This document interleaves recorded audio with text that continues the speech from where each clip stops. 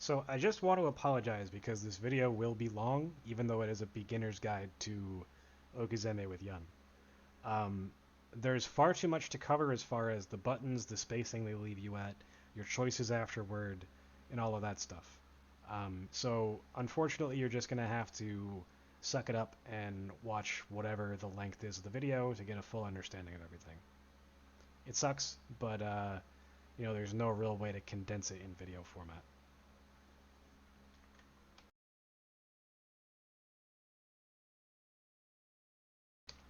So this rabbit hole goes pretty deep. I'm going to give a quick explanation of how deep this rabbit hole goes, and then I'm going to sort of peel back and go back to the basics and explain risk reward, meter management, how all these things can influence your decisions, as well as positioning that you get after choices and all that stuff. So the first thing you have to understand is that every character gets up at different speeds if they quick stand or if they don't. So those differences are, for Goki or Akuma, it's 18 frames, or as little as 6 for Necro, or as much as 28 for Makoto.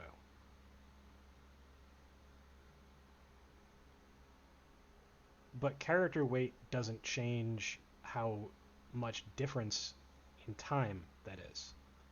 So a character that's relatively heavy is Makoto, which is 28 frames. However, Hugo, the difference between his quick rise and no quick rise is 15, which is significantly lower. However, character weight does matter a lot when thinking about what happens after a knockdown.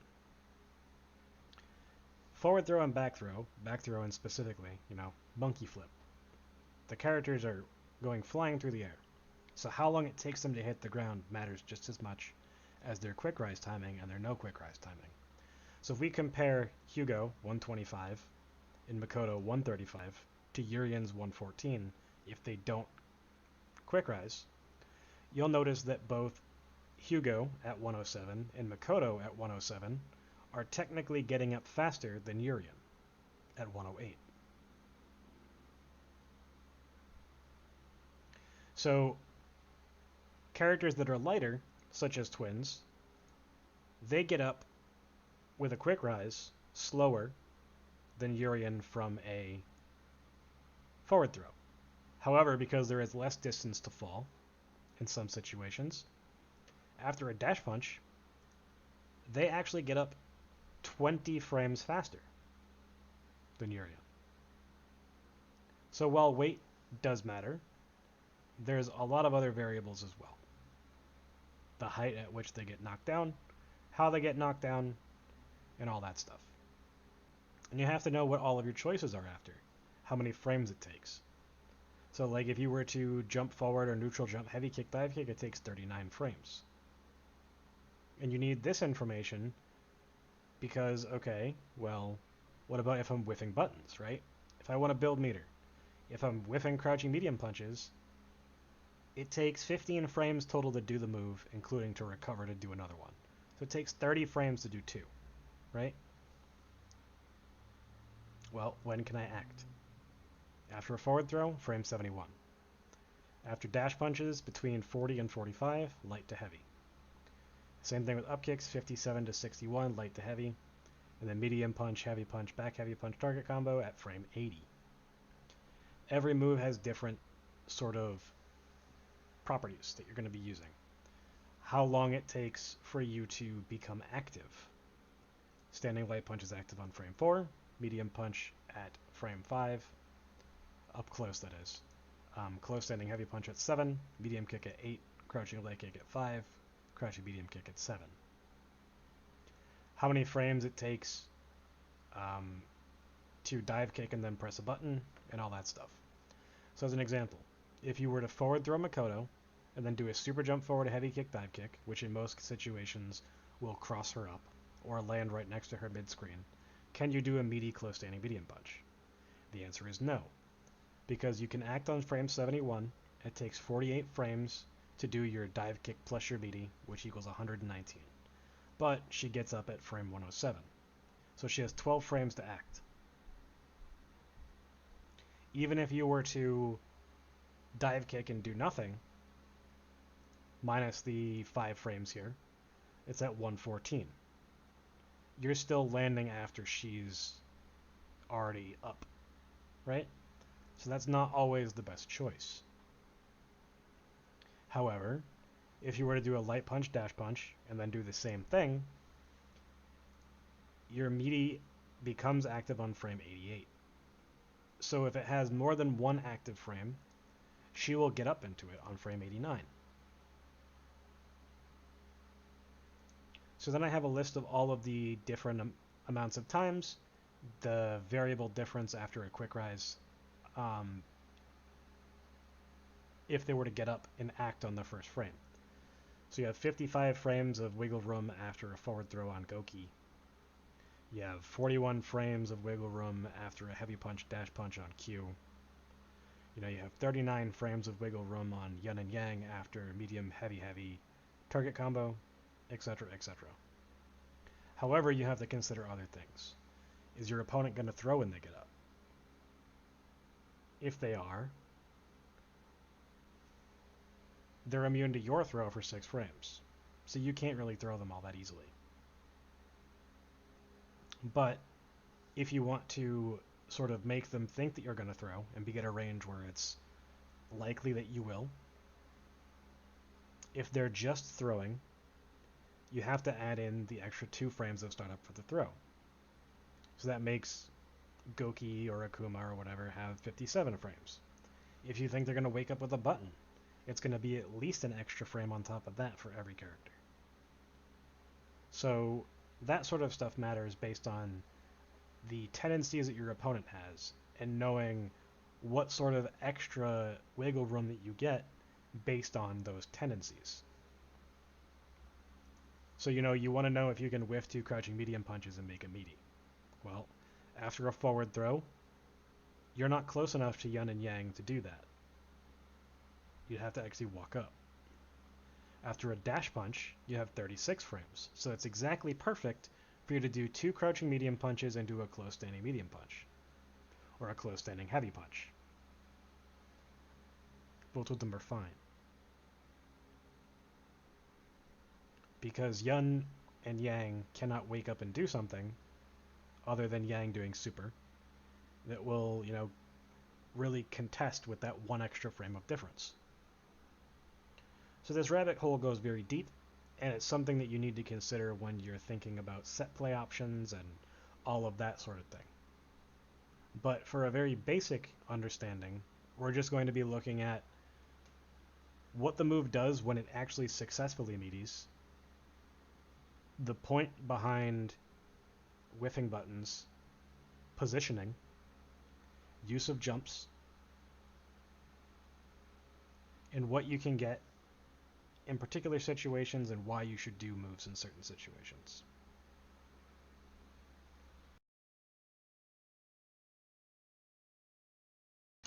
So Meaties are just part of the, rock, paper, scissors situation for Okizeme. I have another video talking about exactly how Meaties interact with everything, but essentially Meaties lose to parry in the particular direction. Meaties lose to guard jump because your Meaty gets blocked, but as a twin player, that doesn't really matter all that much, because for Yin in particular, getting that extra meter from their opponent blocking the attack as opposed to your attack whiffing, is substantial. And if they get hit, it's even better. It beats if they attempt to jump, but it loses specifically to guess-happy opponents. It loses to DPs in a lot of situations. It loses to invincible supers, like Ken Super or Dudley Super or Alex or, both of Hugo's supers. There's a lot of things that can't be meatied if they're doing a super. That just is how it is. So the risk-reward behind Meaties is completely based on your opponent's tendencies. Alright, so for Meaties, there's a lot of options that you have. Close standing medium punch, close standing heavy punch, close standing medium kick. Then you have crouching medium punch, which can be risky because it is high and low parryable. You have close standing light punch, which is also risky because it's high and low parryable. And then you have crouching light kick, crouching medium kick. You can do sweep technically as well. Now, all of these choices have merits behind them. However, like I said, some of them are riskier than others. So we're going to be going from lights to heavies, discussing when you should use them, why you should use them, etc.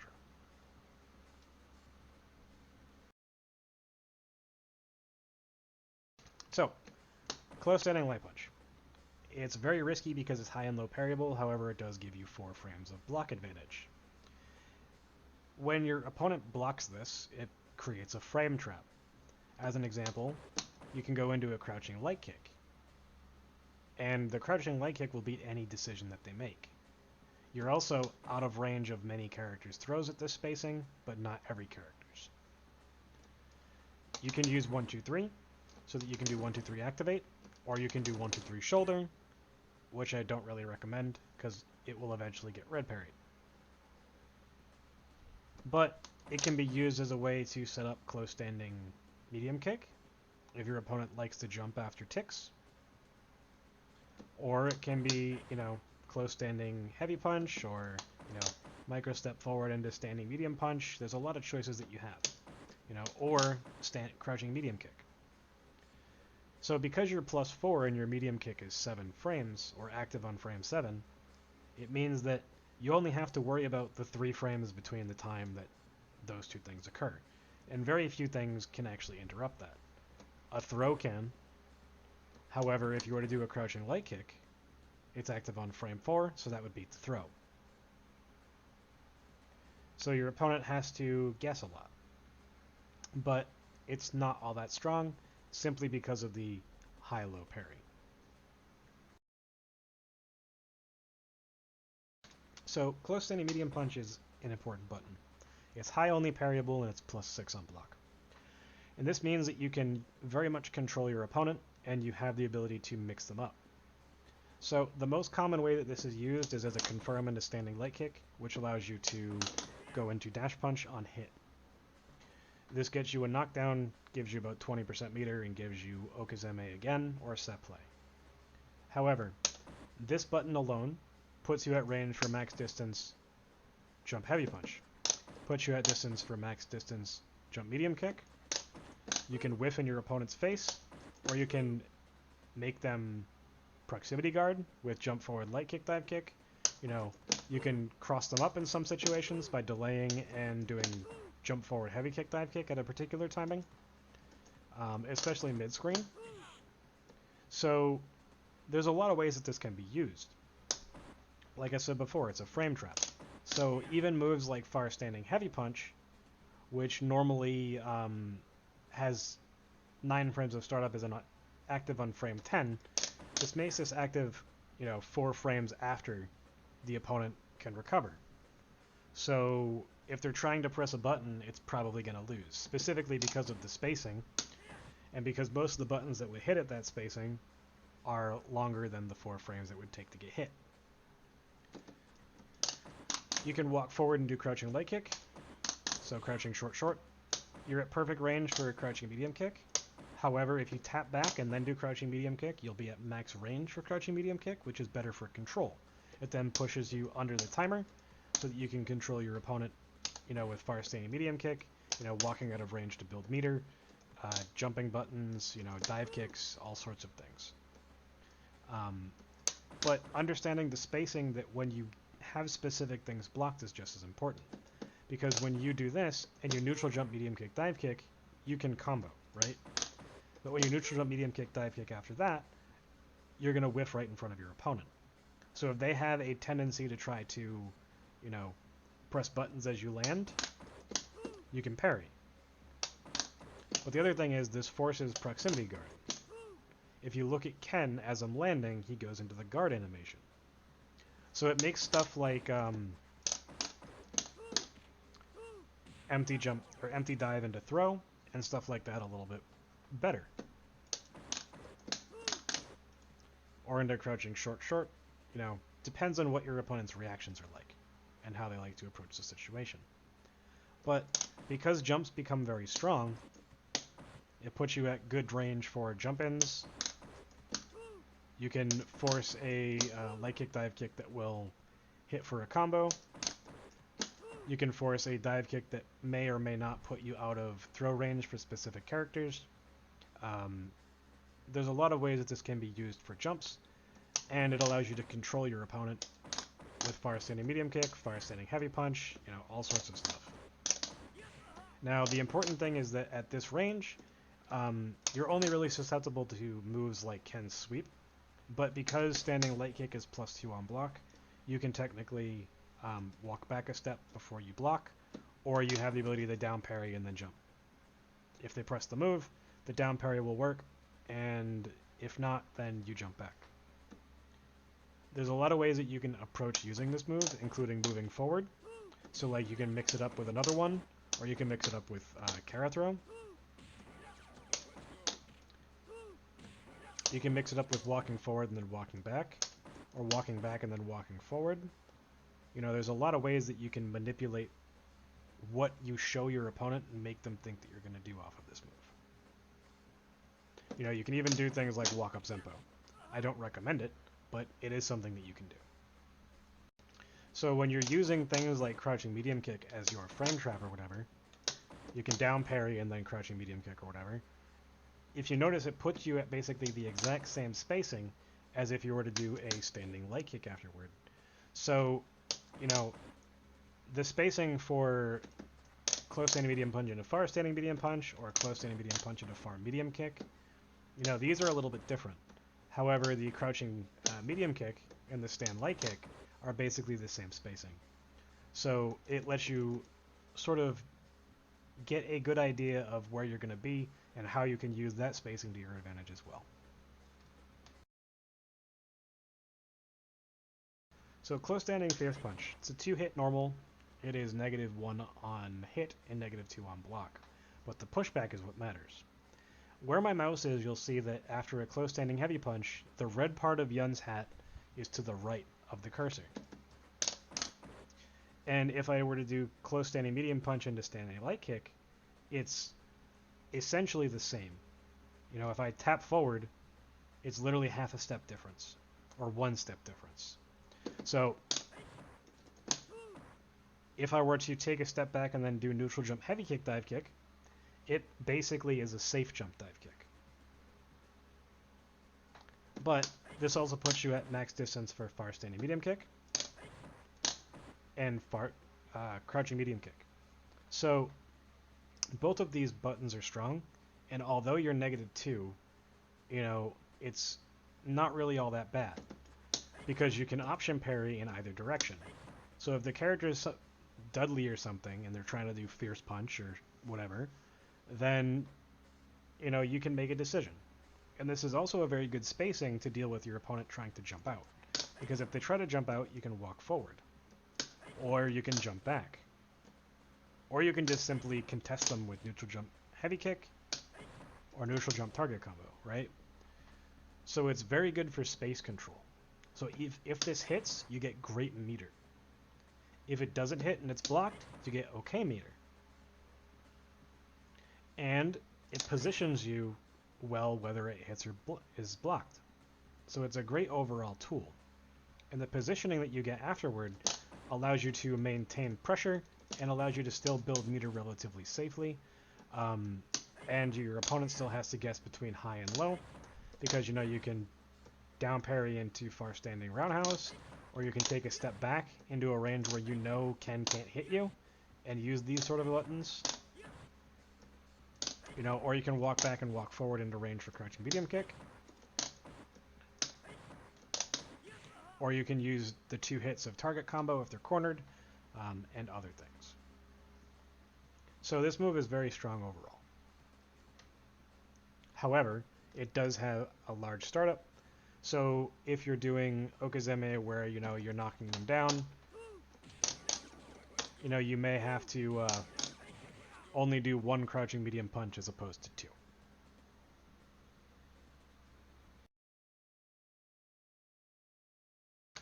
So close standing medium kick is very strong. It's strong for a plethora of reasons. The main reason is that you have to guess between low and high as the way of activating, right? So this is his main way of activating off of a high. And if you look at this, it does 65 to 75% life. Maybe more against certain characters, like Goki. Basically kills him. So your opponent is one bad decision away from losing at least 60% of their life. Now, you can do medium punch, dash punch, or heavy punch, dash punch off of this as well. You know, you can follow up with air target combo if it hits with a super jump. You know, or you can super jump heavy kick that, and then you get TDK as they're coming down, which I've explained in previous videos. Basically, if Ken presses any button, as he's landing, this crouching medium kick will win, whether he tries to super or DP or whatever. He has to block or parry. But it's a very strong thing. You know, it's something like this gives you a lot of meter. Now, if you successfully get something like a dash punch, against certain characters it can give you great setups. And this will probably be the only one that I explain.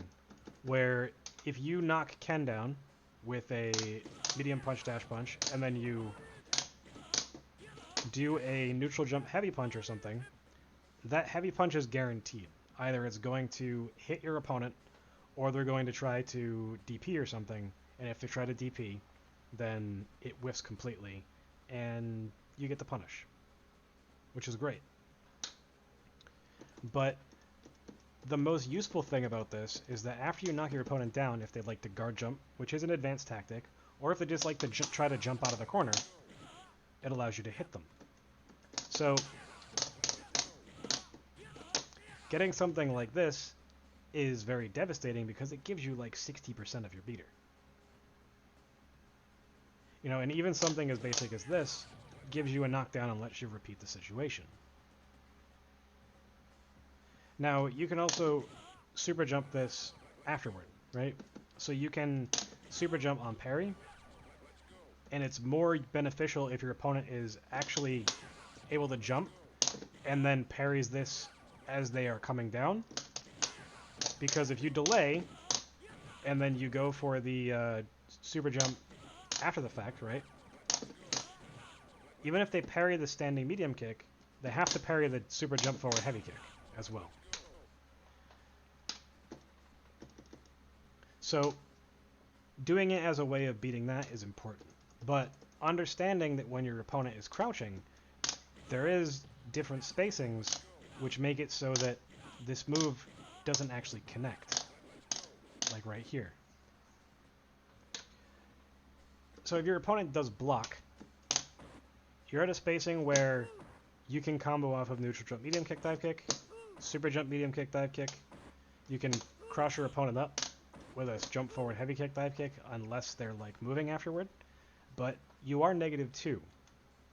So you do have to block or jump away or do something. But your opponent will always have the right of way. But because of this and because of the spacing, you know, you can essentially forward down against some characters to get both of those parries, option select, and then jump away. But for the most part, just being honest with your defense and then blocking or walking back, you know, is probably going to be the best decision. And you may not want to walk back against characters that have good supers off of lows like Ken or Chun. It may be a risk against some other characters as well. But, you know, sort of contesting after this with like down parries to see if they're doing their moves, and then doing other moves after that is perfectly viable. But most of the uses comes from actually getting it to connect against your opponent, and the spacing that you're put at off of a close standing medium kick is a little bit closer than off of a close standing medium punch, but it's very similar distancing. It's about one step forward for the crouching medium kick. So you can take that step back and then force sort of safe jump dive kicks and all that sort of stuff, you know, or you can just sort of jump up and dive kick or contest your opponent getting out, whatever it is that you want to do, you know, jump parry and then making a decision. So there's a lot of uses for this move.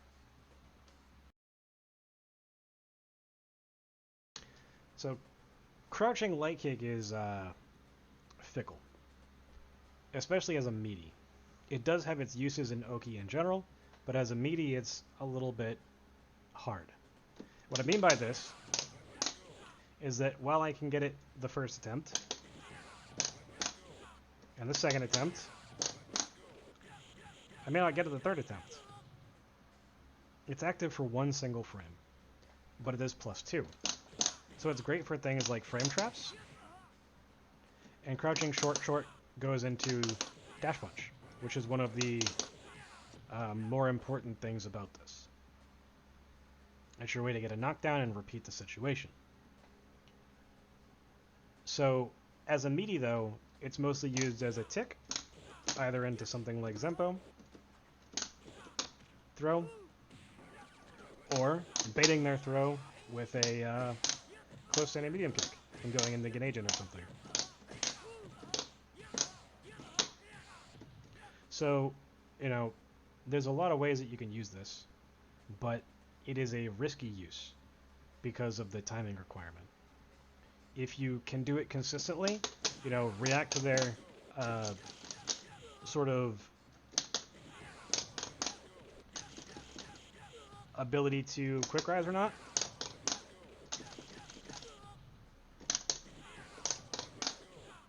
and your ability to, you know, time your normals to make it so that it works, it's something that is very useful. But if you're unable to do something like that, it really doesn't function the way that you need it to.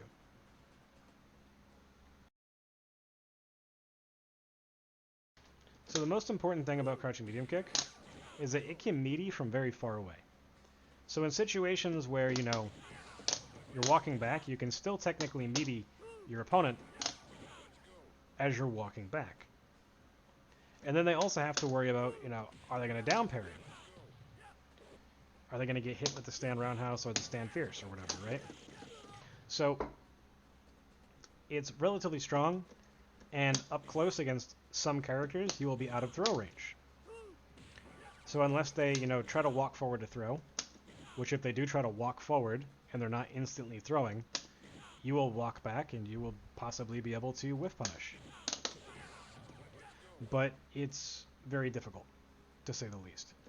Because you are -1, you can freely jump afterward at almost any range, and you know it's used as a measuring stick for if neutral jump heavy kick dive kick will hit, or if neutral jump medium kick dive kick will whiff. Because if it will connect, medium kick dive kick will hit, and if it won't, medium dive kick will usually whiff, or it will just barely touch them. But in most situations, you're going to whiff, especially if you super jump. Now, this move allows you to control space very well after the fact. So even though it is, less useful as a meaty, it is great for other choices.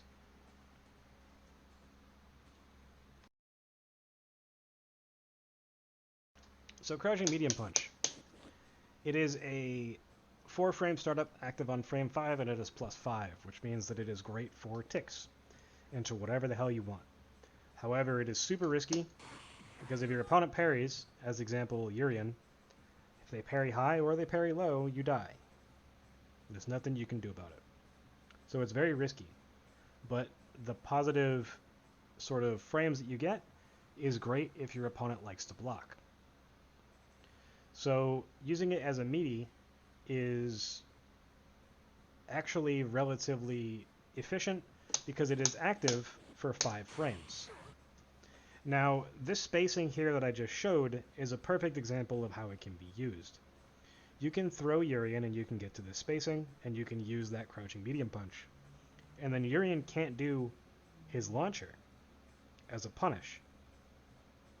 His only real choices are to, crouching light kick, maybe crouching medium kick, possibly stand fierce. And it's a risk to do something like this. Because if you commit to that, then, he does have this as well. So if you're high parrying, you know, he does have the ability to do far standing medium punch into target combo at the same spacing. So there's a lot of things that you have to worry about, including, you know, like at the same spacing, you know, Yun taking that micro step forward and then using close standing medium kick, which will hit Urian out of his decisions. So, you know, if I'm using this at max distance, I can also be doing palm, right? And it will also hit. So using it at max distance against characters that don't have hard punishes to it is relatively strong. But crouching medium kick at these distances are, you know, a little bit better. And the only time that you'll really get that distance is off of a forward throw, or if you dash punch and then take a micro step back. Right? Because if you walk back, walk forward, and then do it, you're at perfect sort of spacing. But this is mostly only useful against Urian, and it's mostly just for control, nothing more. Because from this far away, you're not going to get close standing light kick, so you can't actually use it into a knockdown.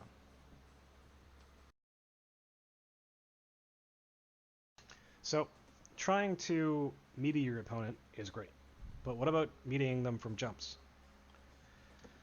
Off of both throws and dash punches, and in up kicks, in other situations, it's a little bit harder. Especially if your opponent is quick rising, you can get meaties.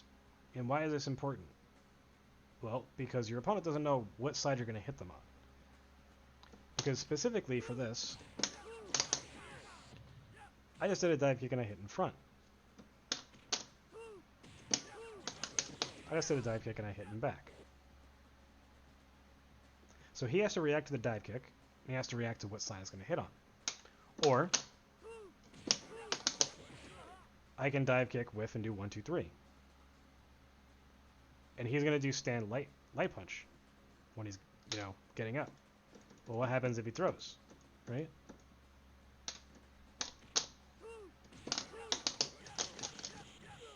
I get thrown because I mistimed it. But you can force a meaty off of this as well after a dive kick.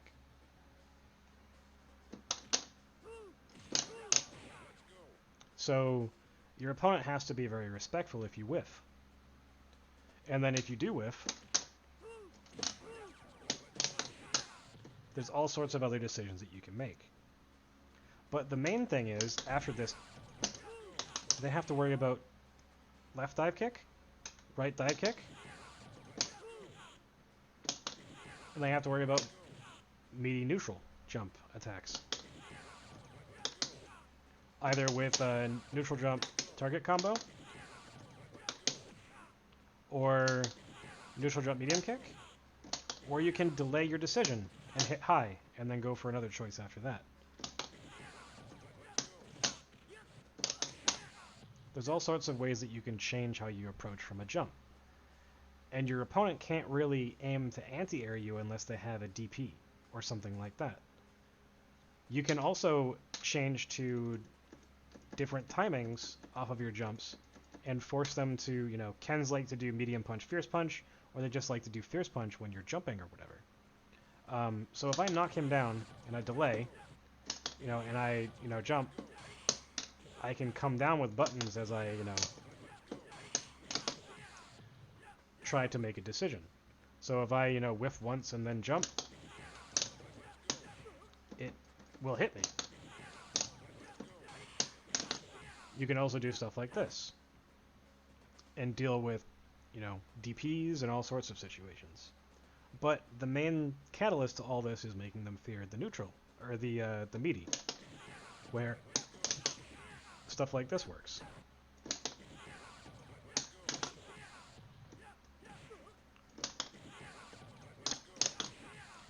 I showed you the situation off of this where DP whiffed completely off of that situation, and I was able to punish. So there's a lot of ways that you can use jumps and different sort of setups off of your Oki to manipulate your opponent to think specific things are going to happen and then doing other things. You know, if they're scared of your dive kicks, you can just straight empty jump into parry, or you can straight empty jump into, you know, throw or short or whatever. If they're not committing to that DP or that button or whatever, then, you know, you have a lot more choices. You have, you know, empty jump Zenpo, all sorts of stuff. So these sort of decisions really shape how your opponent wants to approach when you jump. There's all sorts of variation that you can do, and there's variation in timing, but Meaties do exist, and they are worth using.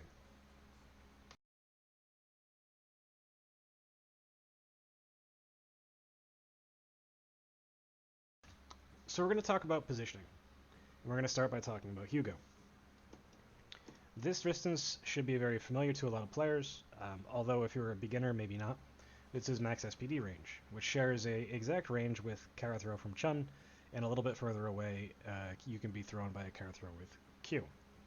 The last thing you want to do against a character like Hugo, Dudley, Urien, Denjin Ryu, you know, a lot of characters, you don't want to get back thrown. You don't want to give up tempo, you don't want to give up momentum. You don't want to be put in a situation where you're forced to fight your way out. It can be a death sentence. But specifically against characters like Hugo and other characters that get a lot off of very specific decisions at specific ranges, you have to be more careful. So if I get too overzealous with my crouching medium punches, thinking that he's not going to quick rise, and I do 3, well, he just grabbed me for free. However, if I react after the first 2 and then make a decision, I can meaty him.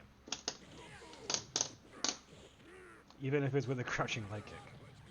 But if they're churning like butter anyway, and you don't do crouching short dash punch, you're going to get grabbed just like that.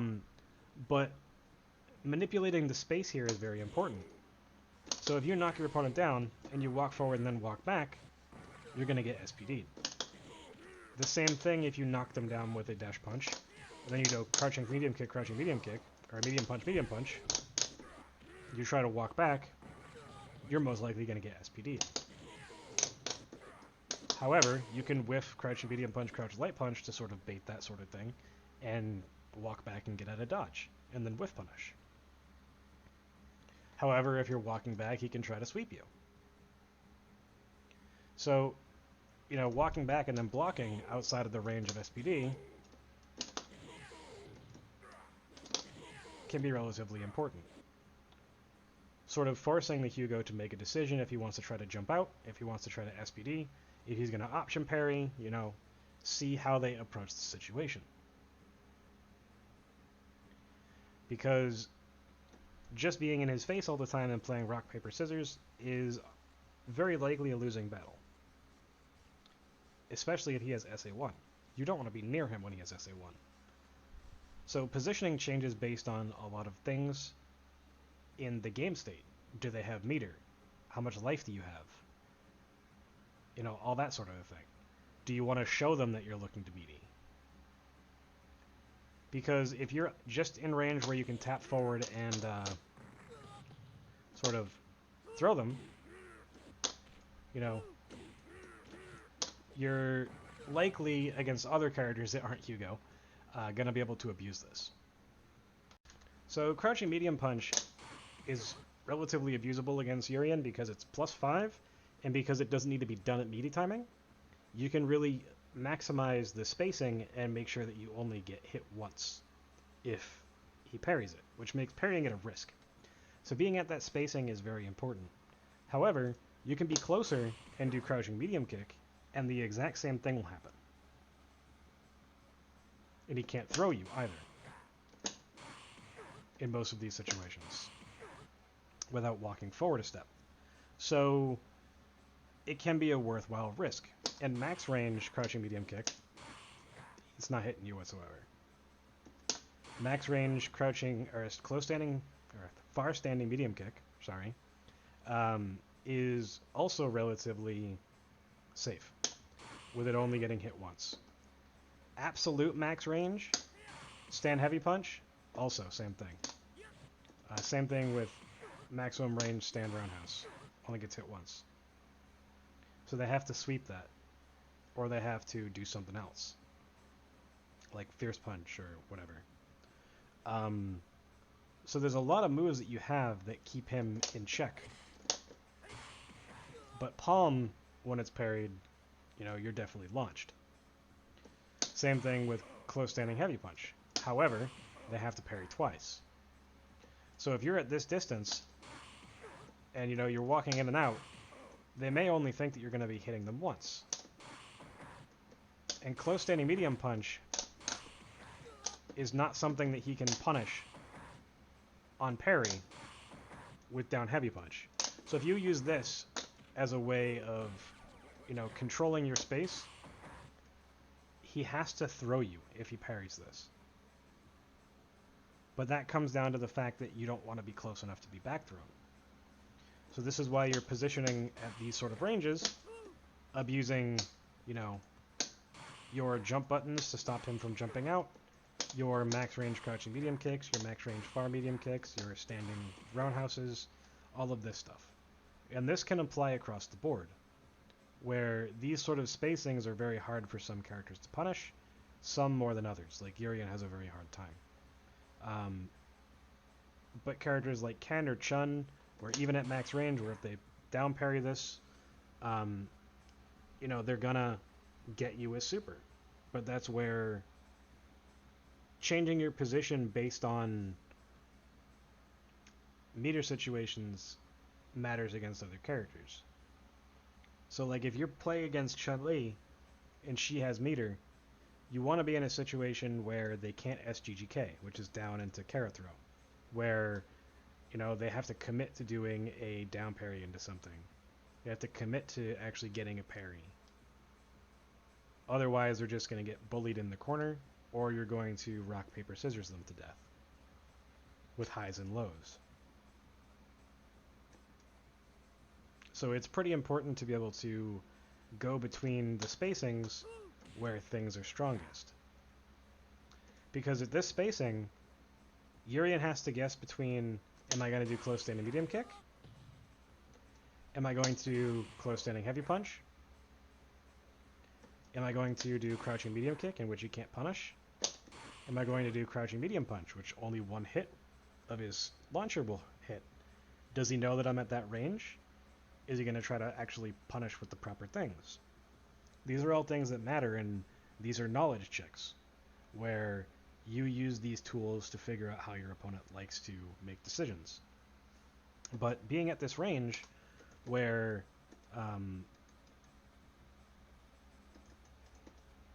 you know, you can throw him, then walk back to this range,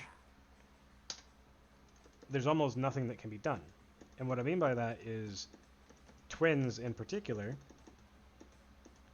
Yurian cannot headbutt.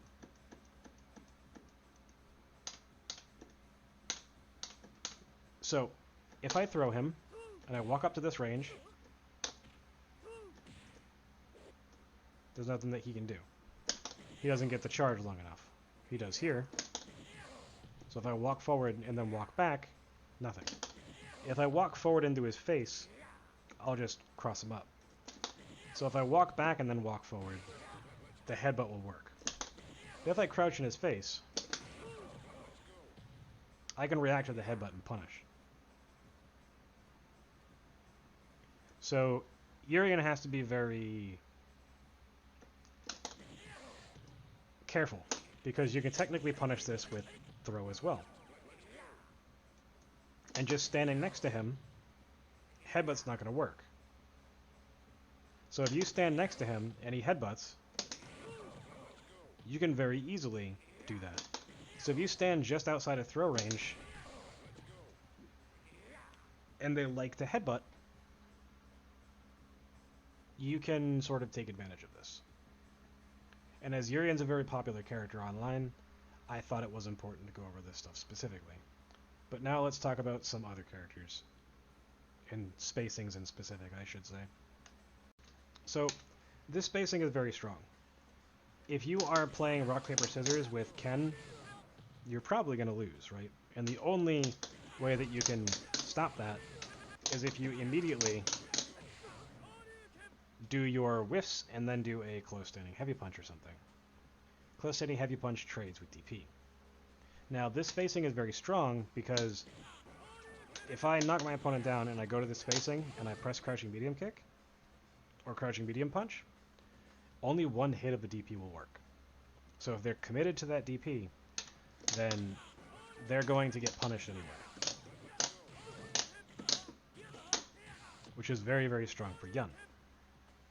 Now this works against any character with a DP, and you know, it's very, very strong against Ken and particularly Goki. But why this spacing is so strong is not necessarily just because of the DP, it's because of how many other options it makes sort of not worth it. So when you use this sort of spacing, let's use down medium punch, you can walk forward and then down parry, which beats crouch light kick, crouch medium punch, and crouch light punch, meaning crouch tech. So you're also still out of throw range in a lot of situations when you take this micro step forward, where all of these moves will work. And it also means that you can, you know, do stupid shit like this. But you can abuse your opponent very well from this spacing because neutral jump heavy punch hits at max distance. Neutral jump medium kick will also hit at max distance, usually. If you take a step back, furthest range crouch medium kick will hit. Far medium kick is good to control jumps. Same thing with max distance. You can also take a step back and do max distance crouching, or I'm sorry, far standing heavy punch. Same thing with standing roundhouse. It's a little bit more risky to do something like this, but it does, you know, exist. And then the other thing that you can do is shoulder from this distance, where if they do medium punch like this, your medium punch will actually hit as a whiff punish. Oops. And this is something that Shie told me about. I forget what game he showed me, but there were a couple players that do this at a high level. It's not something that is for beginners really, but it's something cool that I wanted to showcase. But in general, there's a lot of offensive tools that you have off of this. So let's just put this to none, and I will show them all. So the same spacing that we're talking about is essentially the close standing medium punch spacing, because it's very easy to get to this spacing off of a dash punch, and it's very easy to get to this spacing off of a throw, where either you are just going to be to the shadow or just outside of it. Very easy to use.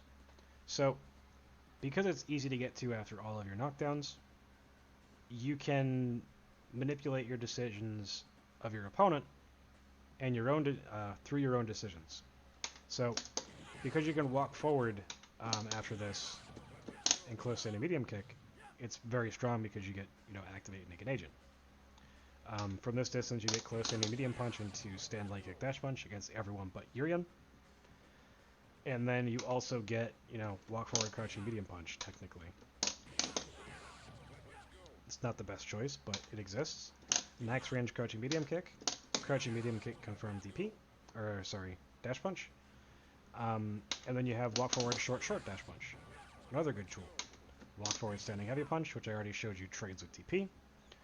And you know, you have medium punch, fierce punch at this range, which goes right into back fierce if you take a step forward.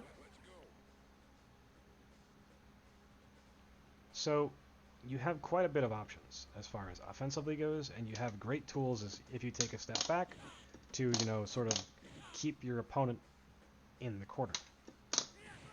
Because you can walk all the way back out here and then jump. And your opponent can't really do anything. They can try to, you know, crouching medium kick you, or they can try to walk forward DP, or they can try to react to whatever dive kick that you do, but you do have a lot of options. And then from this exact spacing, you know, you have neutral jump, medium kick, dive kick, which I wish it would allow me to combo into 1, 2, 3, but it does not. You have to do standing light kick and the dash punch, or crouching medium punch, dash punch. Super jump also makes it a little bit more safe.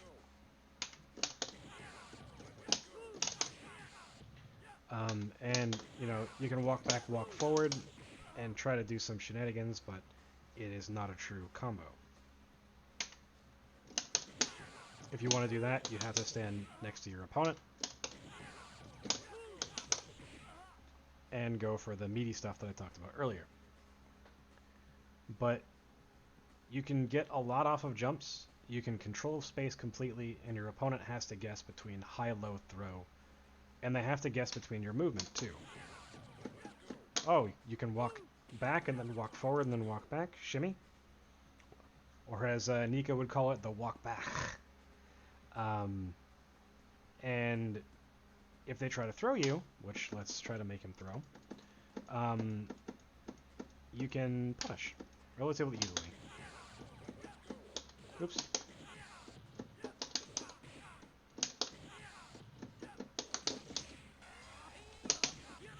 I don't do this as much as I should, so I kind of suck at the punishing of it.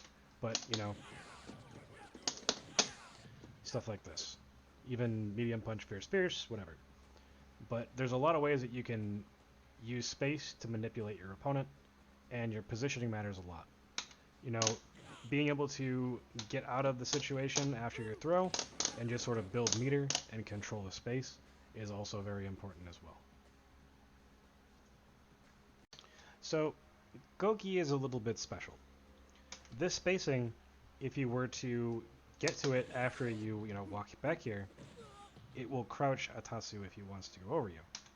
So, in order to do this, you start blocking the opposite direction. Or, you can crouching medium punch as he's in the middle of it, which is kind of risky, but it is a viable option. But the important thing about this is that I was talking about max distance crouching medium kick. It will either go under it, or it will meaty him. So, if he does DP,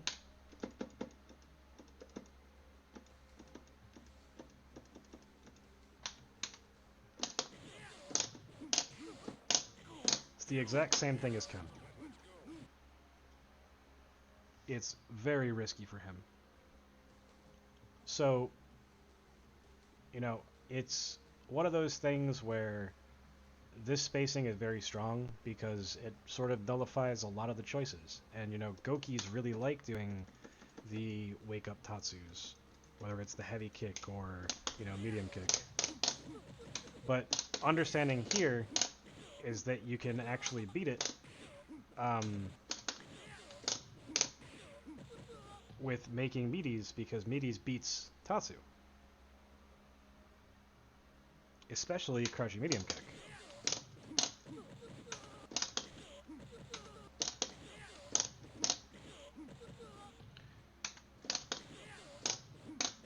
If you try to do something like crouching light kick, it's not going to work. So against characters like this, you sort of have to make decisions based on what you know is profitable and works well. Plus, standing heavy punch just beats it straight out. So, and it trades if you whiff 2 buttons. So, the positioning helps a lot. If you jump, you know, you can come down and parry the Tatsu, or you can dive kick and hit him out of the Tatsu. Same thing with neutral jump, medium kick, you know, all that stuff. Not that at a high level Gokis are going to do this while you're walking backwards, but, you know, at a lower to mid level, it is something that does happen a lot because they think they're match and they're just going to do specials as they get up instead of blocking or doing whatever. So, yeah. If characters give you a specific are trouble with a specific move on their wake up, just sort of figure out what spacing is the max range that can hit at, and work on dancing in and out of that range. It's very similar to how footsies work, but corner control is just as good. Knowing that you can sit here as well and, you know, sort of control the spacing, tagging them with specific things, knowing that, especially when they're in the corner, that when you're under the spacing or when you're at the spacing, you know, you can just start to run away and build meter. There's no sort of bad thing about that. You can also use it as a fake to go right back in when they try to jump after you. Depends on the player, depends on their habits. All of this stuff depends on the habits, but using the space properly will allow you to figure out if your opponent likes to block, if your opponent likes to, you know, do whatever, and being up close and positioning so that you're positioning for that rock, paper, scissors can really show you how your opponent likes to defend against those sort of situations. You know, if you see too many jumps, they may be guard jumping. If you see a lot of blocks, it means that they are a very risk-averse player. If they're doing a lot of specials or parries, then they are guessing a lot. Either that or they have a read on you making a lot of meaty decisions. So being able to vary your spacing, knowing when and how that you can take that step back to be out of throw range, and, you know, sort of see if they're parrying also helps. Seeing your opponent's habits is a good thing, and it's one of the ways to take your Okizeme to the next level.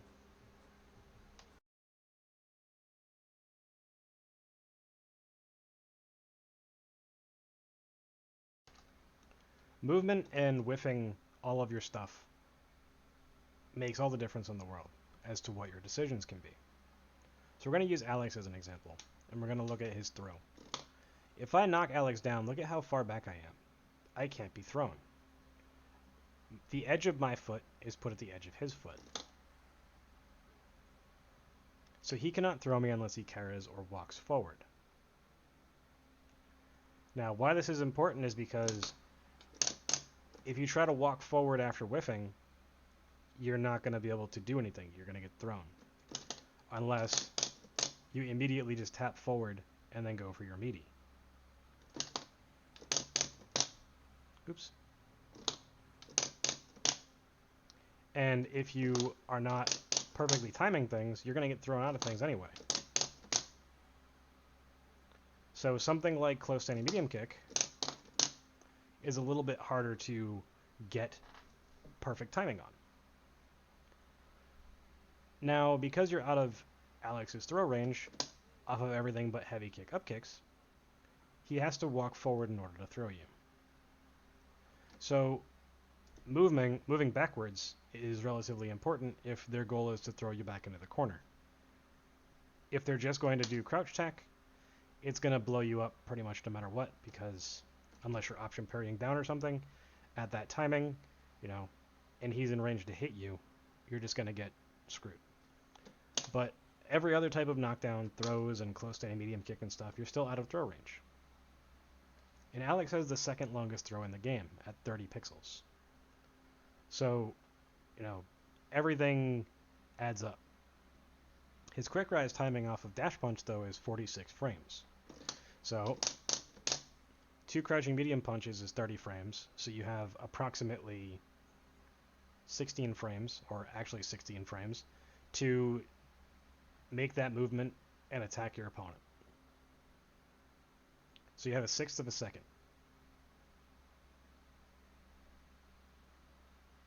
It's hard to do. So when you're approaching these situations, you have to know what you can whiff and what it gives you. Knowing that you can whiff close standing medium punch and then walk back to get out of throw range. That's important. Now, if I whiff twice and I don't move back fast enough, you'll see that I get put into proximity guard. So that keeps me close to him and allows him to make another decision. Whereas if I immediately hold back after my 2 whiffs, I'm completely out of range. timing matters more than anything, and every character gets up at different timings. So when you're trying to figure out what you want to do, your spacing and your movement matters a lot. You know, knowing how much walking you can do. Can you whiff and walk? All of that stuff comes into play, as well as the positioning that you get. Because not every character doesn't put you close enough for them to really throw you. Some characters, you may be in range because of their weird hurt boxes or how they fall. Because you end up a lot closer against Yun and Yang than you do against Alex. However, they still can't throw you because their throw range sucks. But that's besides the point. You end up closer to your opponent.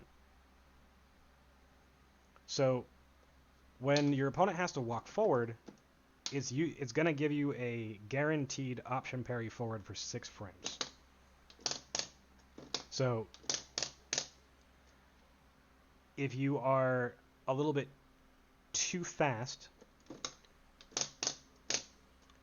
then you're going to just get thrown. However, as you see here, you can take that micro step back and do crouching medium punch, and unless they parry and go back to neutral, that crouching medium punch is not going to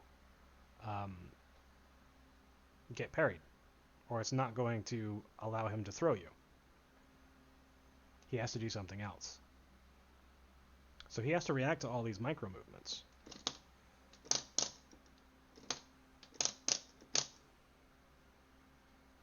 Now, if they are intentionally just doing this forward throw, which a lot of players do,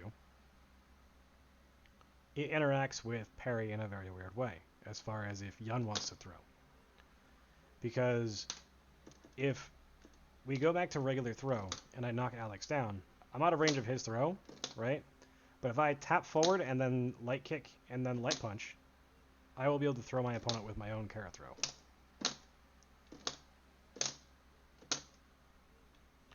So you can throw their whiff throw, or you just have a little bit more range than your opponent in many cases. And them having to worry about you know, going for that throw option, or you know, walking back immediately, is a lot that they have to consider. As well as, you know, are they going to, you know, walk back and jump? Do a frame trap dive kick? Are they going to whiff a dive kick? Are they going to hit me with a, you know, walk back neutral jump medium kick? What are they going to do? You know, this is where shimmies, knowing if you can walk forward and then walk back for your shimmy, depends on how many buttons you whiff. So against Alex, if I want to walk back and forward, I have to hard commit to the forward walk and then do a close standing medium punch and then walk backwards. Because I can, you know, walk forward and then do a crouching medium punch and then walk backwards. That's fine too. But if I whiff a crouching medium punch and then walk forward and walk back, there's less leeway. I mean, there may be equal leeway, but from my experience, from a practical standpoint, it's a little bit harder to get out of range. But the range stuff is different based on every character, and you know how many whiffs you get and how many buttons you can press, how you do your meaties and all that stuff changes based on how your opponent gets up. So if we take a look at Yun as an example, if I knock Yun down in the corner and he does a quick rise, he gets up in 34 frames.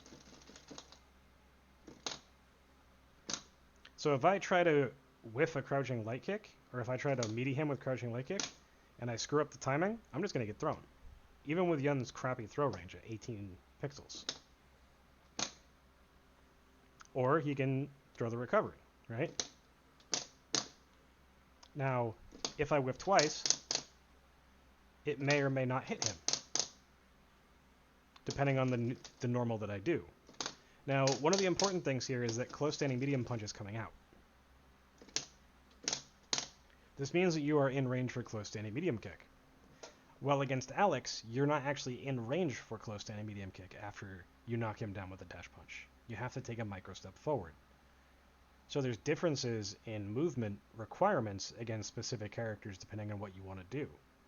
You may have to walk forward to get into range for your close normals. And those movements that you do can give away what your decisions may be. But at the same time, they can hide your decisions. Depends on the read that your opponent has on you. So if I, whiff once, walk forward, walk back, I'm guaranteed out of Yun's throw range. And then I can punish. Or if I just want to abuse space, I can not whiff at all and sort of stand right next to him and then just tap back at the last second.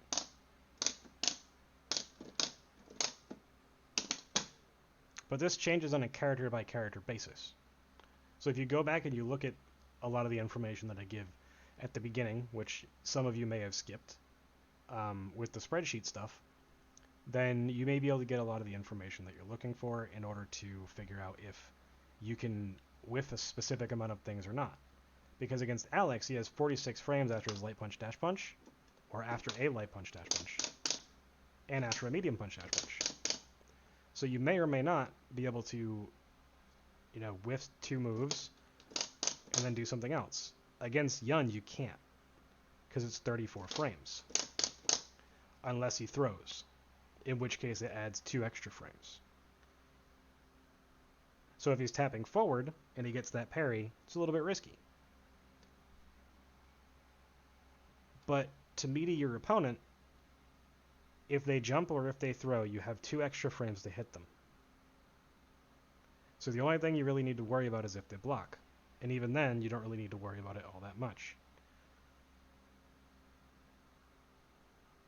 So Meaties get extra time, depending on your opponent's decisions. But the quick rise timing matters so much because, this is 30 frames. And if I mistime by a single frame to get that close standing medium punch, then I don't get the actual meaty, because it's that tight. So that's why against characters like Yun and Yang and Ryu, most characters are between 32 and 36, with maybe half of them being above that. But if Chun-Li, Hugo, Ibuki, Ken, Oro, Ryu, Sean, 12,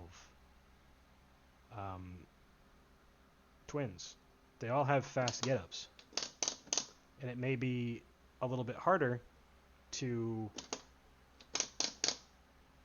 get the actual meaties that you want.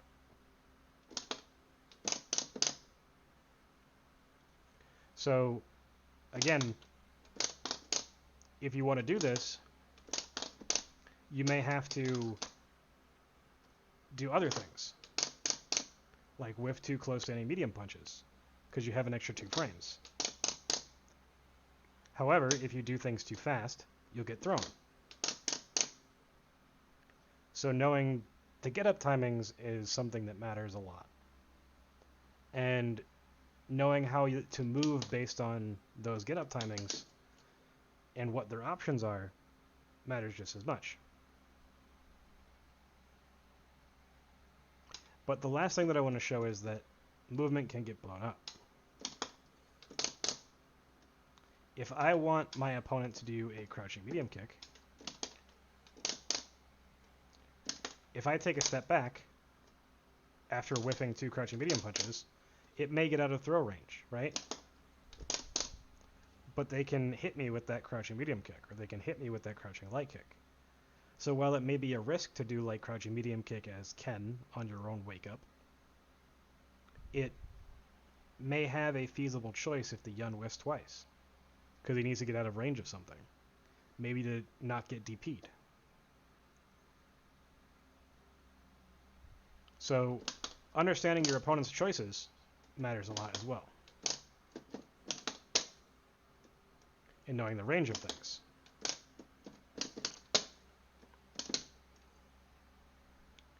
There's a lot of ways that you can force your opponent to make decisions, and those movement choices and the amount of whiffs that you do are ways that you can condition your opponent to make specific choices.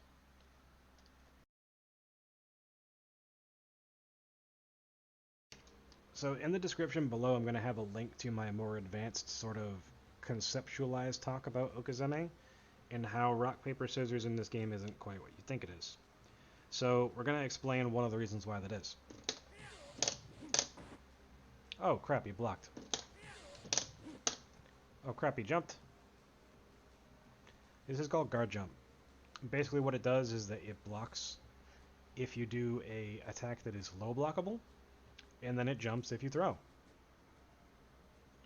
So there's, a story that Duncan told on my podcast where Kuni would be trying to jump out of the corner with guard jump and then parry on the opposite direction as he was coming down. So, guard jump.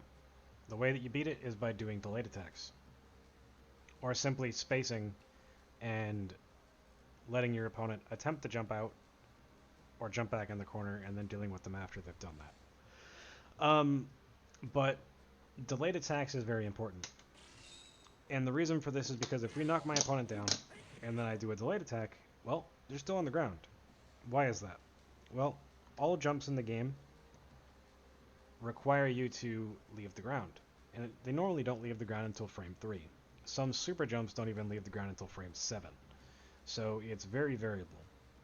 But for the most part, normal jumps leave the ground between frames 3 and frame 4. And the goal here is that you delay your attack long enough for them to be on the ground but still about to jump. So normally this is 6 frames or 7 frames after they are getting up. And between frame 7 and frame 9 is when you can hit them and get profit. So, close stand medium kick. Close stand fierce punch if you delay it properly. If you don't, then yeah, you're kind of screwed. Oops. Now, as you can see here, it usually requires a micro step back, micro step forward, or 2 sort of whiffs or something. Now, it's very hard, but you can short them as a anti-guard jump. You can also anti-guard jump with crouching medium kick. But two of the more effective ways are based on the fact that you can get back to the spacing that you wanted to be at that I was talking about before.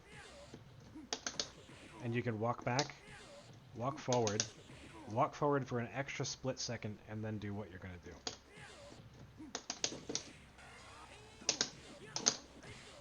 So you can go into your Geneijin combos, whatever it is that you want to do. And then there's a couple other ways that you can deal with it. You can walk back a step, like whiff once, walk back a step, and then do target combo. Or you can whiff once and then walk back a step and then do crouching medium kick as you're walking back. Now, a lot of players are probably not going to jump if they see you walk back too far. So you can always, sort of make them think that you're doing something.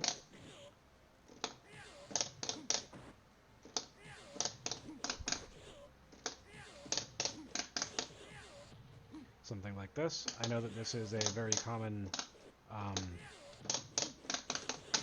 sort of setup for Yuns as anti-guard jump against some characters, but keep in mind that every character gets up at different timing, so frame kills for anti-guard jump stuff is going to change. But in general, most of the idea is just that you have to delay enough, but just enough to hit them as they are jumping. You can, however, sort of delay even more and hit them on their way up. However, depending on how long you wait, they may be able to parry your decision.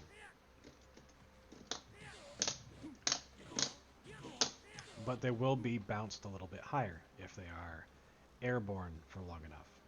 And then there's two other ways that you can deal with it. You can literally just jump forward at them, or you can, you know, walk forward and then neutral jump with them. And if you try to do stuff like air target combo, it doesn't really work all that well. So you have to do things like neutral jump heavy punch or neutral jump roundhouse. You know, you can also do neutral jump medium kick because it will actually angle down more, so that if they're in the middle of their jump and you jump before them, it will stop them in their tracks. You can also be a little bit cheeky and dive kick. Now, guard jumping when you are doing this stuff requires you to walk forward, because if you sort of walk forward and then they think that you're going to throw them, dive kick is going to be wonderful. Now, this particular dive kick puts you back far enough that you are out of a lot of characters' throw ranges. So,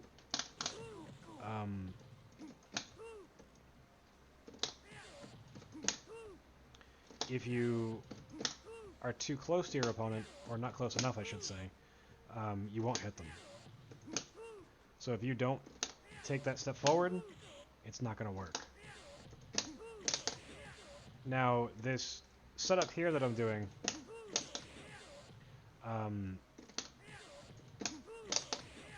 also works in a lot of other situations. I showed them earlier, or some of them I should say, where it also stops it, or it beats guard jump. So, you know, they are having to react to the jump instantaneously, so if they're already guard jumping, then they're going to get hit. But basically all of Yun's strong things, target combo, close standing medium punch, close standing heavy punch. Now, one of the things that people don't really talk about all that much is the fact that you can use your shoulder, right? You can do light punch shoulder at a very delayed timing, or a slightly delayed timing, I should say, and go right into shoulder to activate. Oops. Now, usually to do this, you whiff once, and then you go for it. Because if you whiff twice, it's a little bit hard. But it is possible. The other thing is, you can do heavy punch shoulder after a single whiff, and it will catch them on the way up. Medium punch will not, but heavy punch will.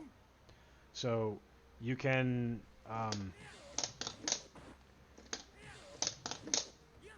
try to use like far standing medium punch or something, and it may work, but it is a little bit risky because they can react to that far standing medium punch. But doing stupid things can also work. You can also just literally just walk back and then shoulder if your timing is correct.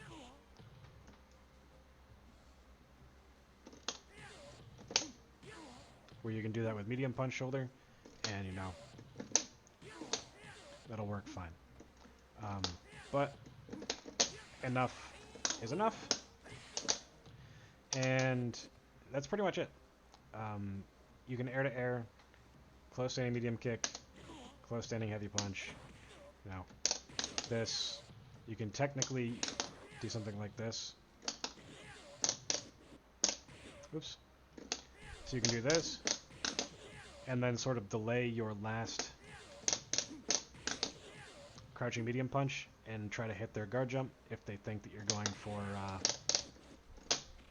like Zenpo, or if they think you're going for throw, Zenpo, you know. There's all sorts of reasons that your opponent wants to do this. If they think that you're specifically going to Meaty, it doesn't hurt because it covers the options of throw as well. But there will be a video in the description going over a lot more of the advanced sort of concept stuff for this. It's just as long as this entire video is, so have fun.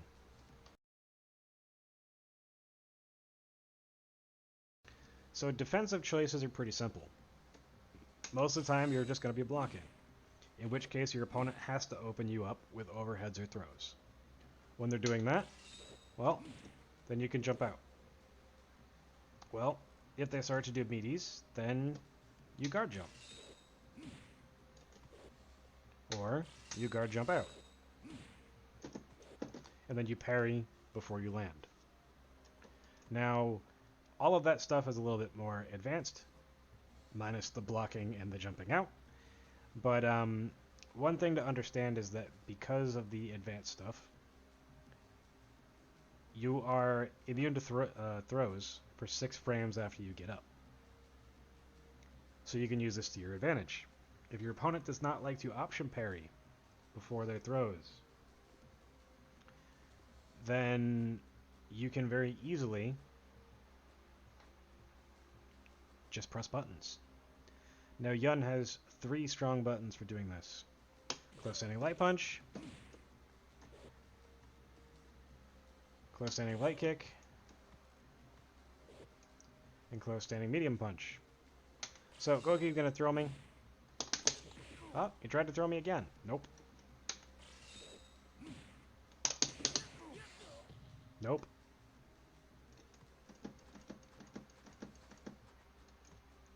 And then standing light kick. You can also do crouching light kick as well, but I don't like it as much. And then the last option that you have is crouching medium punch. Now, this doubles as the ability to do crouching medium punch plus throw. And depending on when you time it, you will either get a tech or you will hit them. Now, it's a little bit finicky because you have to do it very early. And you may get light punch if you are not careful.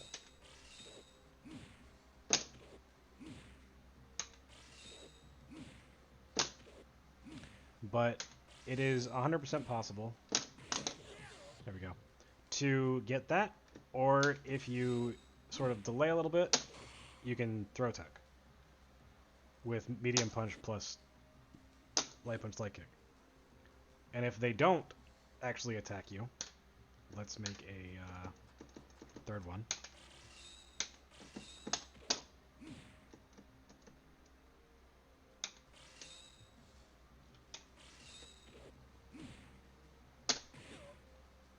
You actually hit them, right?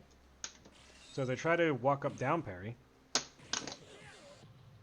and they mess up, then you're able to get that. So defensively, Yun has a lot of options. If your opponent is, really sort of pressuring you, you have EX up kicks in some situations, but you're not going to get a whole lot off of that. However, the dash punch that you get afterward regenerates or refunds a majority of the meter that you actually spend, probably about half of it. So it's not a terrible decision in some situations, but if they do read it or they are out of range, you will get blown up. So don't use it too much. Outside of that, none of your specials are very good. Doing Zenpo on Wake Up is not very strong, and if you do insist on guest parrying, make sure that you are maximizing your punishes. What I mean by this is if you are guessing, you have to be able to 1, 2, 3 at the correct timing. You have to be able to do your crouching medium punch and a stand light kick, or just straight crouching medium punch and a medium punch dash punch or whatever. Crouching medium kick into your dash punch as well. All of that stuff. But if you are not maximizing after your parries and getting your knockdown and your 20% meter, 15% life, then it's not really worth taking that risk in most cases. You can, just parry throw, in which case your opponent's in the mid screen now, you're out of the corner, and all of that stuff. But it's very difficult to really just mash throw in some situations. You might as well do the delay tech with crouching medium punch or something, or with standing medium punch. But you have to do it as a delay plink, otherwise it doesn't work. But that's an option selected inside of my other video. So, like I said before, give that a watch. The one thing that doesn't really necessarily need video to explain is, based on what I talked about in my concept area, quick rise timing matters a lot. So whether you're quick rising or you're not, you're messing with your opponent's timing, and they have to be able to react to that.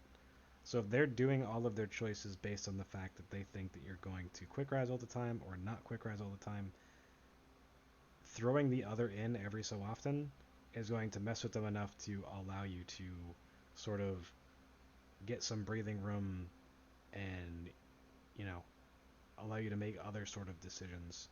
Maybe they whiffed over you so you can jump out, or maybe they whiffed over you so you can whiff punish.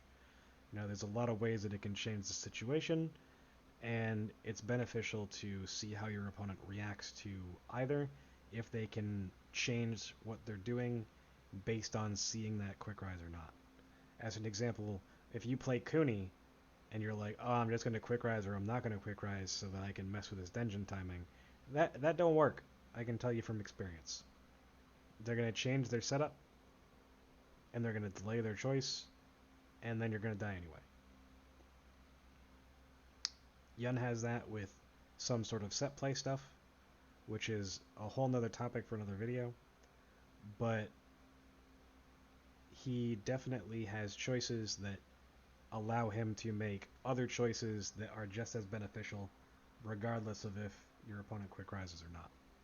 But they are few and far between, and it relies on you being able to react to your opponent actually quick rising or not.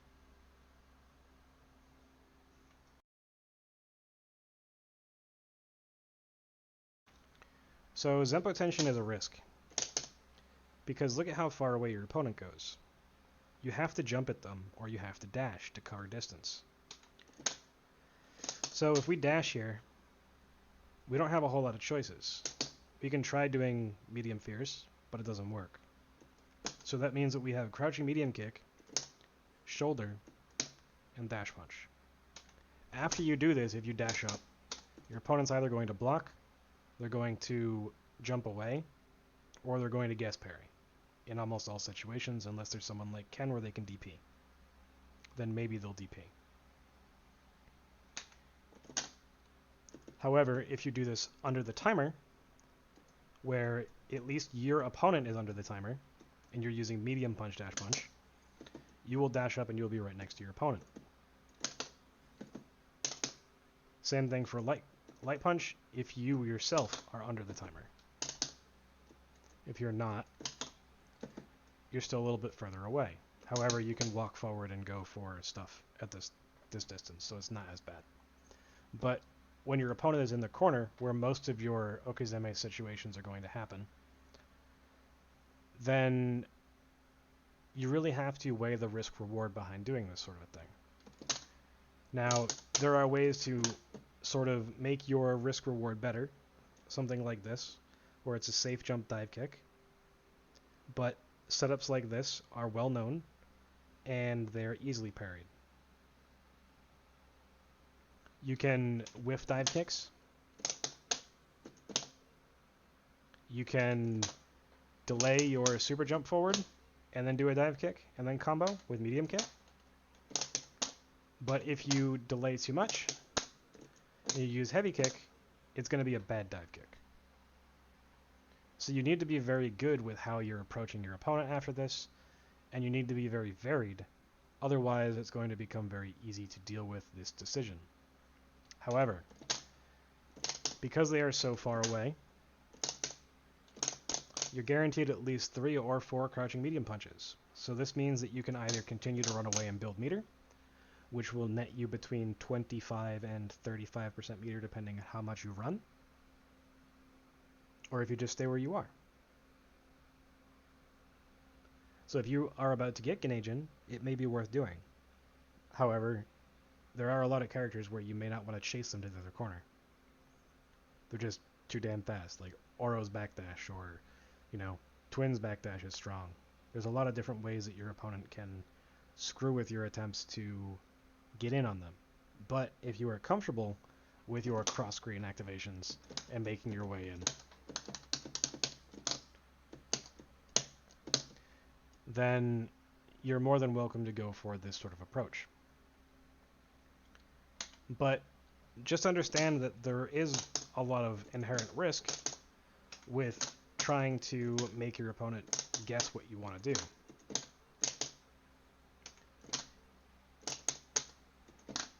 You can change what dive kicks you're doing just to maintain control as far as like spacing and stuff. But one thing that you have to worry about is if your opponent is going to wake up and do something. So if we're in the corner, as an example, and I wake up and I try to do walk forward, crouching short, short, I can't do it.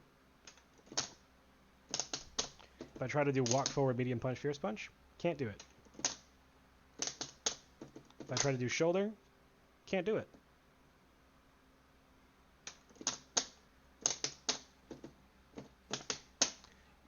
Knowing what your opponent's decisions can be and how you can beat them is the next step. Yun or Yang can do stand light kick into something. So being able to parry that stand light kick, or the crouching medium kick, or whatever, is an important part of knowing how to mix your opponent up after the fact. Opponent tendencies matter just as much mid-screen off of knockdowns as they do in the corner. But when you're doing these things mid-screen, you don't have to worry about them doing something unless it's a invincible move like a DP or a super. And you can use this to bait those things out. And the other thing here is when you're doing these sort of setups, these change for dive kicks. Because if I were to do super jump forward heavy kick dive kick, I'm going to hit him at the top of the head and I'm going to go over him. So your decisions change mid-screen off of Zenpo. Because if your opponent is, let's say where they are here, if they end up becoming cornered, or if it's a situation where, they're under their, the edge of your stun bar or whatever, this is the spacing, which makes it a little bit harder to get your Meaties. But it is still possible. Now, there is one trick that you can use that Sho uses, but it is an advanced tactic, where you take a micro step forward, and then you do your crouching medium punch dash punch. And then when you dash up, you are closer and you can have a little bit more options. And that's something for another video. But in general, when deciding if you want to do Zenpo, especially if you're low on meter, it comes down to just how comfortable you are in all of your decisions, how you approach the matchup. If you think that your opponent is weak to jump-ins or whatever. All of that stuff matters.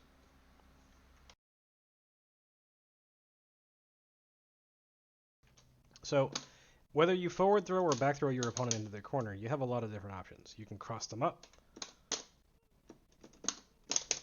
You can hit them in the front. You can, walk up, neutral jump into a button. You can walk up into the range where, we talked about earlier, where you can get that throw or, walk up, stand medium kick.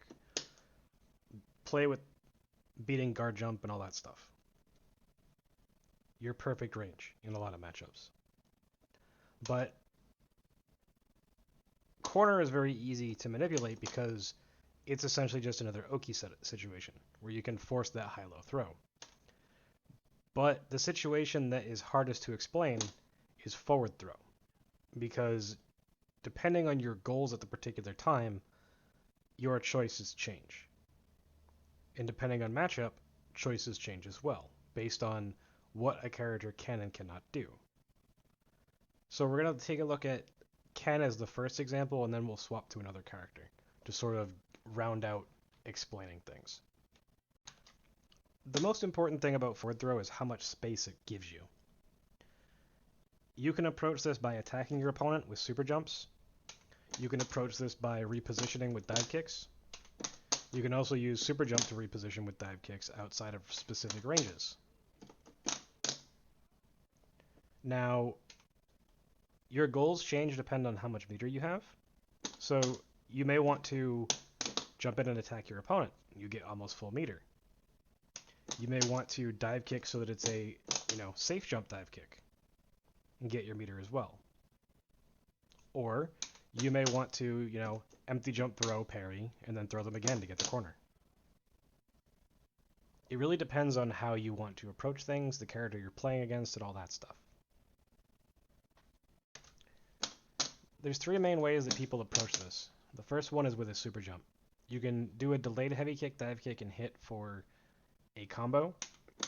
You can do a slightly delayed jump into a medium kick, and this will hit relatively meaty and hit between his chest and his belt usually. You can hit it a little bit lower depending on how good you are at manually timing this. But the main goal is to just have a little bit of variation between the two. However, you want to have the ability to super jump or micro step forward and super jump to vary the height at which you can hit your opponent. Because if you hit them a lot higher, there's different options that you can do, and it sort of prompts your opponent to do different things. You also have the ability to do a delayed light kick dive kick at the same timing that you would do a heavy kick to hit, where it will whiff outside of range, and you can do crouching medium kick or, fire stand heavy punch or whatever.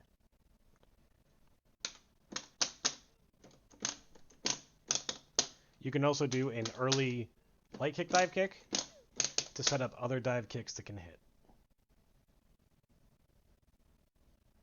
But understand that when you do early dive kicks, your opponent's going to be standing for the second dive kick, and it may be a little bit easier to read.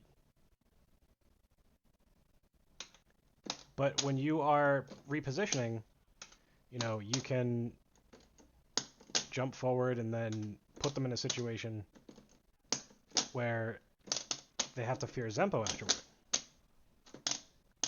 right? Or they may be in a situation where just empty jump is going to beat them. Because the two throws get them in the corner, remember? So this is where changing things makes all the difference. That micro step forward allows for the target combo to work. And your opponent might only be thinking he's going to jump in with one attack and not parry the second hit. So jumping in has a variety of ways that you can, manipulate the situation, where you can get all sorts of different heights and decisions after the fact.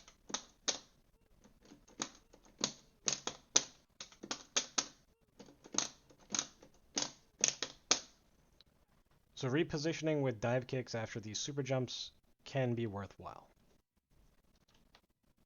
So the next thing that you can do is just use normal dive kicks to reposition and either go for dive kicks that are good or jump-ins or whatever. Now, the one thing about this is that after your first dive kick, your opponent is going to be standing. So your mix-ups have to come based on the understanding that your opponent can react to them.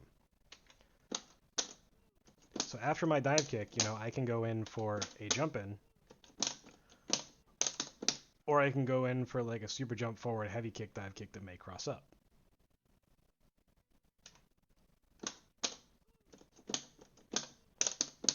The same sort of thing can be done off of the super jump, right? Or you can jump afterward.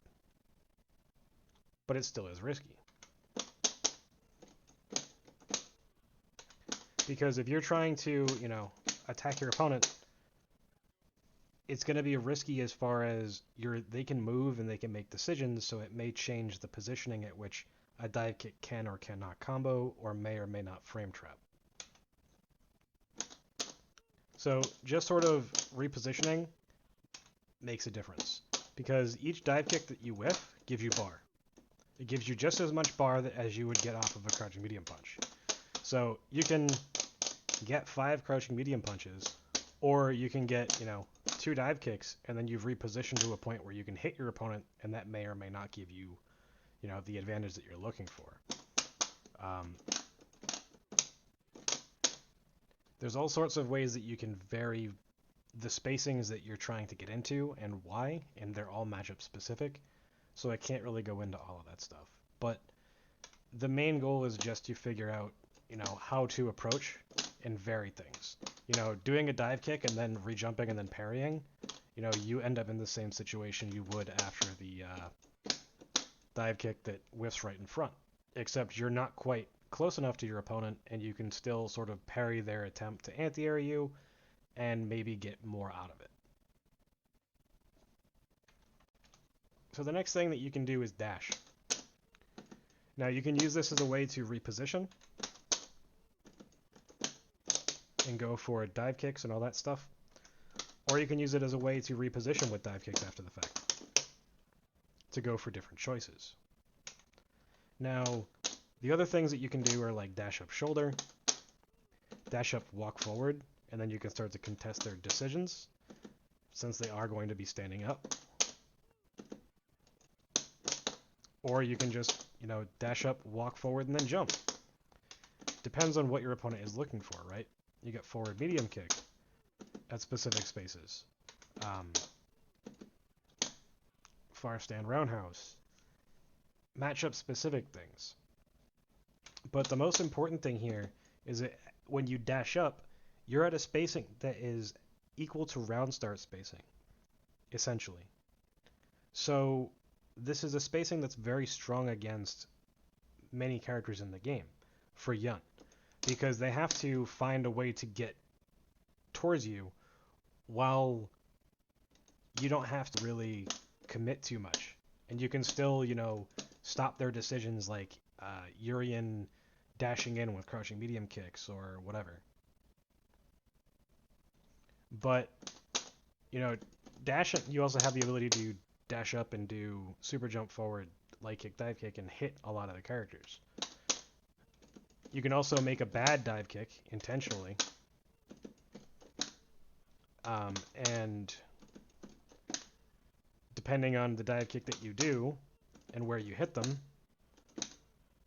depends on what your decision may be. Certain characters are going to be able to throw you from a dive kick like this, but Ken is not going to be able to unless he walks forward. So this is where you can do like short dash punch or whatever. Re-jumping afterward, making different decisions.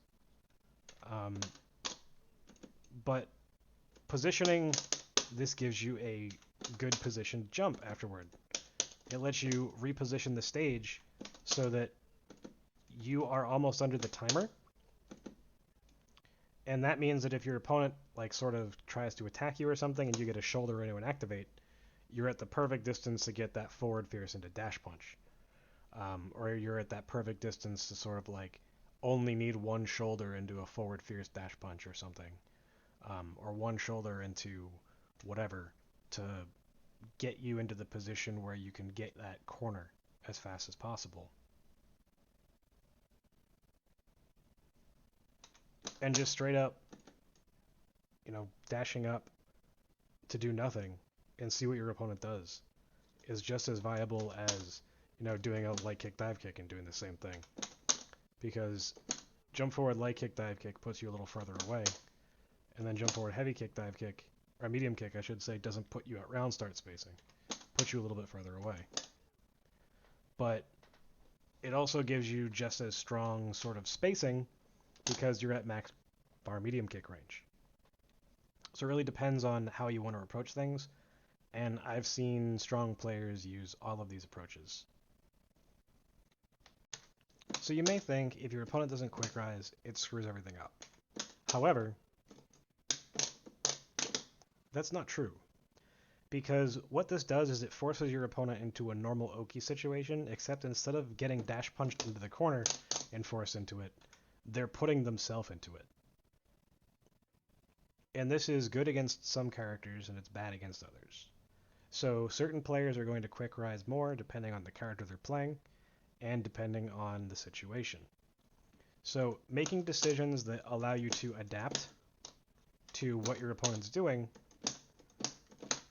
is very strong, right? So if you go to reposition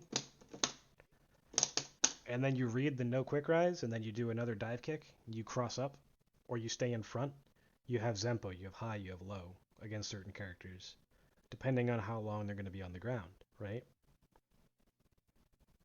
So knowing the different get-up timings is sort of important, but for the most part, if you're just making a single action, like a single dive kick, or a dash, or that super jump in for that empty jump throw, or whatever it may be, one decision leaves you wiggle room to either reposition to a spacing that you want it to be at as he's getting up, or the ability to go in for that high-low throw, or the high delayed throw, or high-low delayed throw, I should say. Because just like anything else, you can reposition to the point where you're at the distance that you want to be at. As long as your opponent is mixing up between quick rise and no quick rise, you may be put on your toes, but you can easily adapt what you're doing. So Chun-Li is going to be our set play example. You get back, you get front, you get very delayed front. And then you also get the ability to just jump in, right? There's a lot of ways that you can sort of approach this. You can just walk up, right? But unlike other situations, because you're dashing and then you're dive kicking and you're committing to these two options, you're screwing yourself. Because if they don't quick rise, you end up in a situation where you're far enough away where you just have to reposition. So it's in the Chun-Li's best interest, knowing if the Yun player likes to do this, to not quick rise.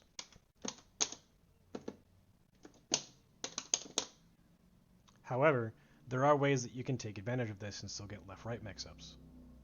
So knowing how to abuse specific characters, like Chun-Li, Makoto, Hugo, etc., and knowing what sort of setups work when quick rise and no quick rise happen, and how your opponent likes to sort of approach this exact situation based on your decisions, or how much risk they feel they're going to be incurring by quick rising or not, changes how you should approach it.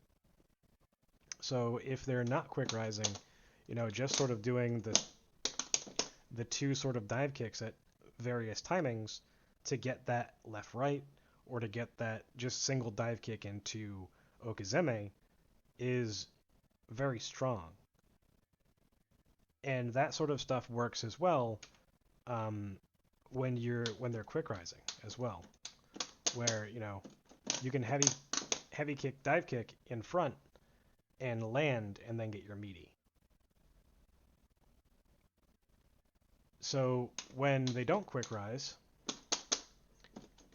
and you get this, you can still manage to get your cross up. I just forget what the actual setup is. Oh, there it is.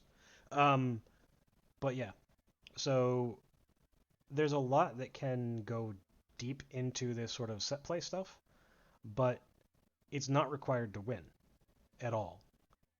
All you need is the very simple decisions that I've already showcased against Ken, and they all work against Chun, where you make that single, that single dive kick decision to reposition, that super jump forward, and then, you went for the empty jump throw, but it didn't work. So she ends up having to deal with your high-low throw, or your normal Okizeme. It's relatively strong no matter what. The only situation that you have to worry about is if you're going for, these exact setups with your opponent not quick rising. Because you're not going to be able to walk up far enough to get a Meaty off of these setups in most situations.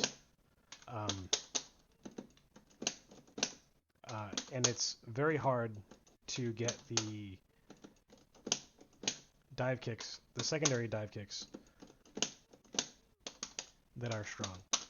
Because you have to commit to the dive kick and it becomes very easy for Chun to punish. Like this one. And I don't know why my crouching medium punch is not coming out. There we go. But that becomes easy for her to see. So when that becomes easy for her to see, you can do light kick, dive kick into Zenpo.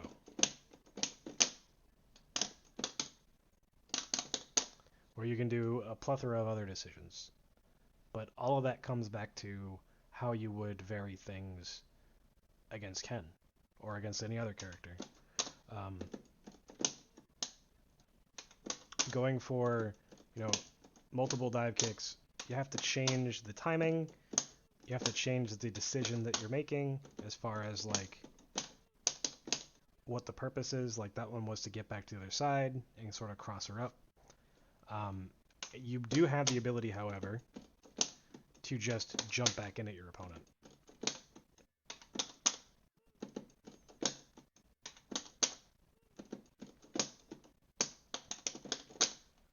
So,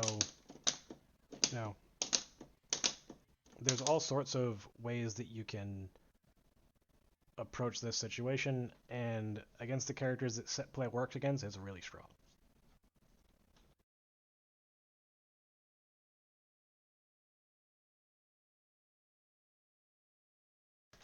There's three main type of enders that you will see. The first one resets your opponent. This is mostly done against Hugo, Alex, Oro, and Dudley. The other enders are the forward fierce into Carol Lunge, and then the crouching medium punch into up kicks. And there's a lot of difference that happens here. We'll start with the first one. After you reset your opponent, look at where you end up. You end up at the perfect spacing for a very low-hitting dive kick. It also puts you into spacing for a whiff dive kick or a jump forward whiff dive kick, right? It gives you the ability to jump in. It gives you a lot of spacing options. Now, when you're at this spacing, it also lets you be one forward step away from max range crouching medium kick, which is great against a lot of characters. You can use far standing medium kick, or whatever other sort of buttons you want to use to control your opponent. You can use neutral jumps, you can jump back to build meter. It's a relatively strong position to be in. But when you reset your opponent, you don't get Oki. It's mostly used just to reset the situation so that you're standing and so that you are in control. The next one we're going to talk about is the forward fierce into dash punch. Now, if they quick rise, depending on the character, you're going to get between 2 and 3 crouching medium punches. Now, the reason why I say between is because you can technically get 3 against some characters and still get a Meaty, and against others it's just not a viable option. So, after the forward fierce into dash punch, you can either reposition and then whiff twice, or you can whiff once and then sort of jump or reposition or do whatever it is that you want. It also allows you to get the safe jumps that I talked about earlier, where you can jump heavy punch or jump heavy kick at timings that allow you to block if they parry. And it's very difficult for your opponent to hard punish.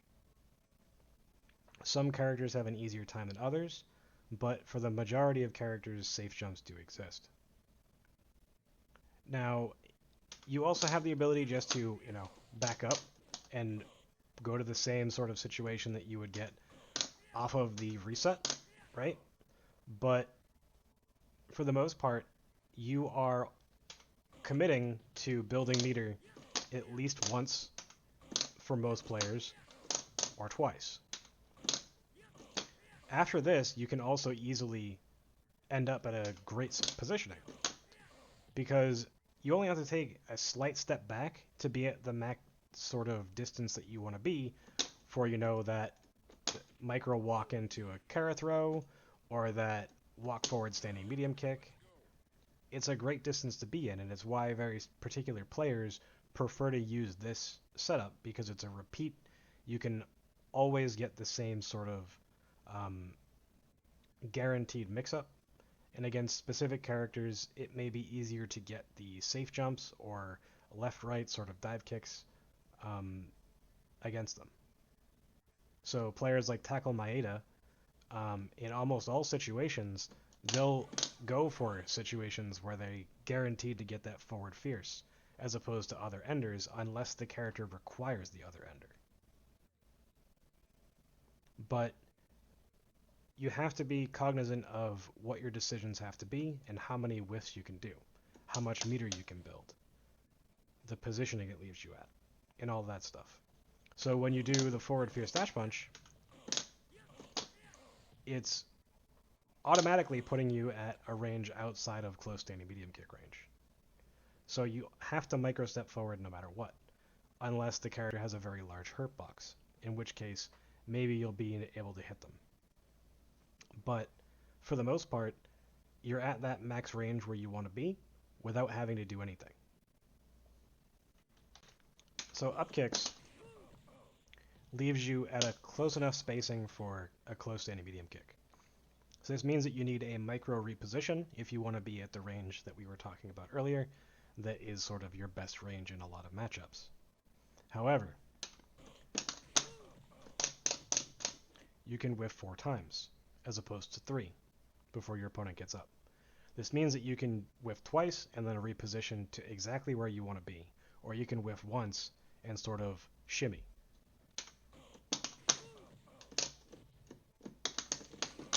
Right? There's a lot of ways that you can use this. So when you are going about using this ender, you can walk forward, whiff once, and then super jump and cross a lot of characters up, where that super jump will also whiff in front with a light kick, dive kick. It won't hit at all. Or you'll be able to super jump into a heavy punch or whatever. But the other thing is, the safe jumps that you get require 2 crouching medium punches instead of 1. So you get that little bit of extra meter before you go for that setup. It also means that you can whiff 3 and go for other setups. And because you can reposition relatively easily, after 2 whiffs, you can get right back to that range where you're, at with the standing heavy punch. Reset. So you can get the exact same walk forward crouching medium kick, far stand heavy punch, far stand medium kick, shoulder activate, all sorts of ways that you can control your opponent. So the up kicks ender very easily lets you redictate the spacing that you want to be at, get to your safest Okizeme spacings, or simply stay where you are and go for that rock, paper, scissors while you're building more meter.